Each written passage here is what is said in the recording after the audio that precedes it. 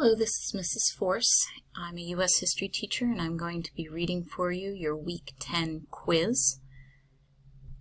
Be sure that you take your time, pause the recording as you need to answer questions, and then restart it again to move forward.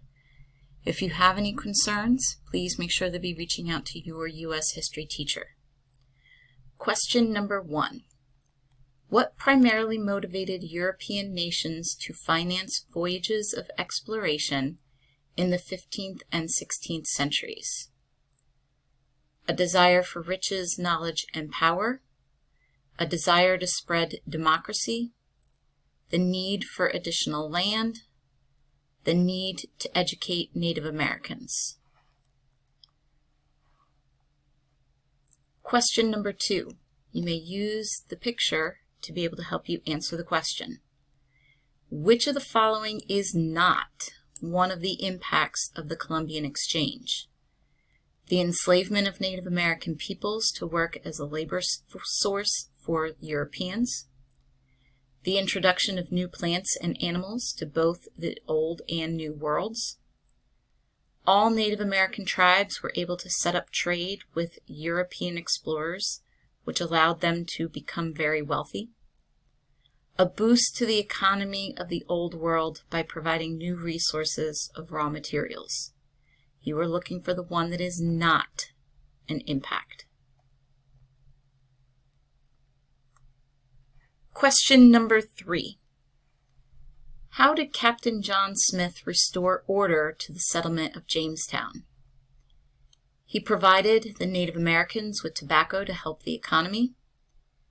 He established a decree that stated colonists who do not work will not eat.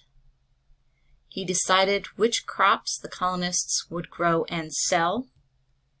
He required the colonists to worship regularly. Question number 4. Thousands of English Puritans arrived in Massachusetts Bay during the Great Migration. Why were they coming to the colony?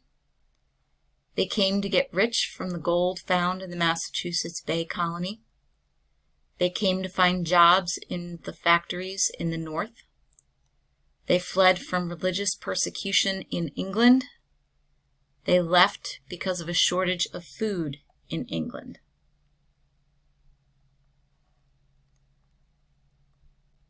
Question number 5. Which colony was founded as a safe place to settle for a religious group known as the Quakers? Delaware, Maine, Georgia, Pennsylvania. Question number 6. What best describes the relationship between geography and economics in the British colonies? All of the colonies benefited from having good soil and a long growing season. The diverse geography of the colonies encouraged different economic pursuits. The geography of the colonies had little influence on the economies that developed, or most of the colonies developed similar economies because they all had similar geography.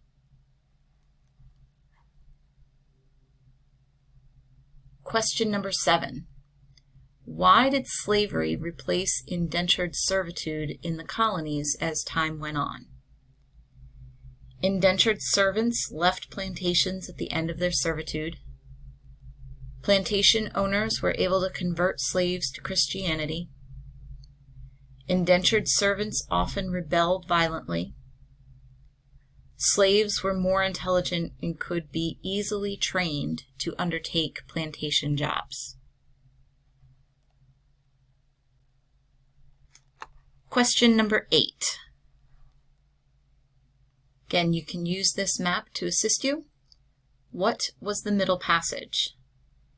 The time period when the slave trade was at its height, operating in the very worst conditions. The name given to the ages between teenage and late 20s when slaves were the strongest.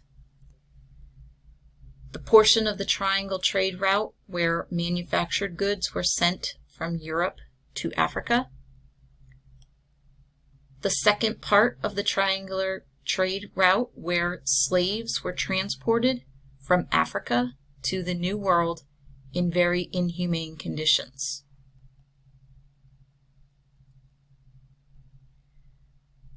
Question number 9. How did the Underground Railroad help slaves escape during the first half of the 19th century? It was an organized network of routes where slaves were able to flee north to gain freedom. It was a government program created to prevent the slaves from escaping. It helped slave owners capture slaves that escaped to the north. It was a railroad company that helped slaves reach their freedom. And number 10. Match the abolitionist leader with their correct description. Your options may be in a different order, so please take note of that. Your options are Harriet Tubman, Frederick Douglass, and Nat Turner.